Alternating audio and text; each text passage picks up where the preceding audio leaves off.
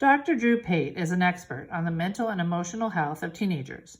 Whenever he speaks to teen patients or their parents, one question always arises: is social media bad for teens? Parents wonder if their children's constant use of Instagram, Facebook, or Snapchat is healthy. Teenagers talk about the pressure to post the perfect photo or to compete with the perfect lives their friends present on the internet. Doctors are hearing more and more about the damage being caused by social media, said Pate. Almost any teen involved in social media has probably been harmed in some way, he said. Evidence mixed on social media's influence on teens.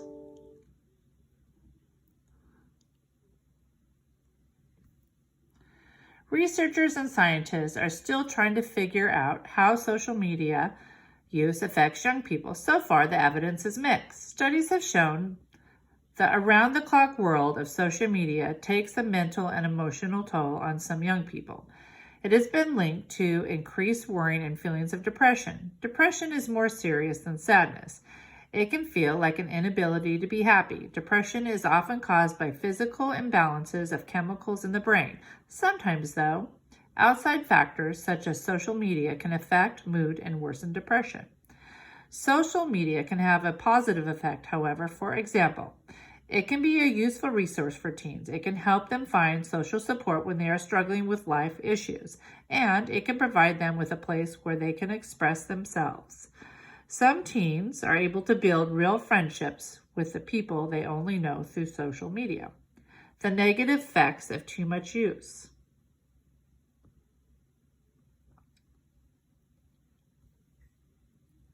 However, one recent study cast social media in a decidedly bad light. It found that the more time teens spend on social media, the more likely they are to feel depressed and have problems sleeping.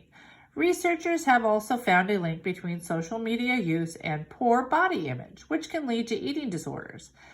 A recent survey conducted by the London's Royal Society for Public Health suggests that Instagram and Snapchat are the most likely to cause body image problems among teens.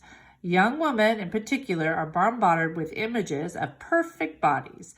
Many of those images are digitally edited to mask people's flaws and imperfections. Teenagers are already self-conscious and easily affected by what others say, said Dr. Pate. They may start comparing their lives to those people on social media. They may think comments people make on social media are directed at them when they are not, or they may misinterpret what someone says. Social media called dangerously addictive by some experts. Many experts say social media can be dangerously addictive. Some doctors believe excessive social media use should be officially recognized as an addiction, like addiction to drugs or cigarettes.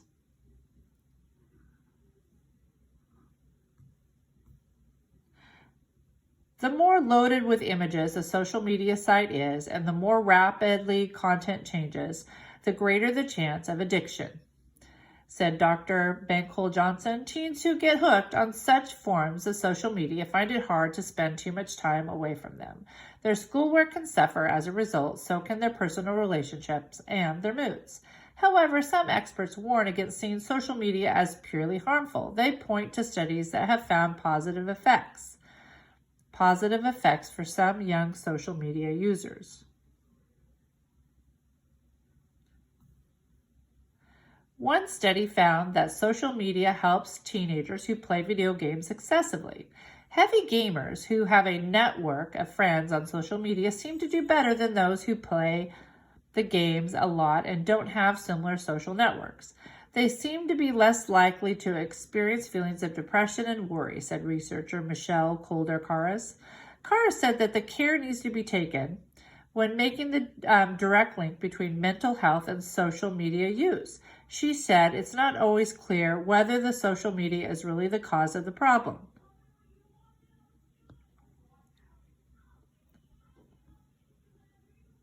The Royal Society survey found a link between social media use and body image problems didn't dig deeply enough, Karas said.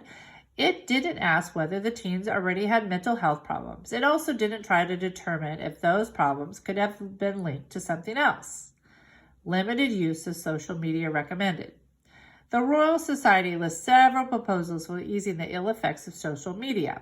Sites like Instagram could highlight when people have digitally edited their image or post warnings about the dangers of too much social media use, the group said. It also suggested that schools teach safe social media use. In severe cases, some teens might need to give up social media completely, Dr. Pate said. Others might need to be restricted to socializing with a select group of people. Parents can also help by limiting the amount of time their children spend on social media. It boils down to what kids can manage and handle when it comes to the stress created by these sites, Dr. Pate said.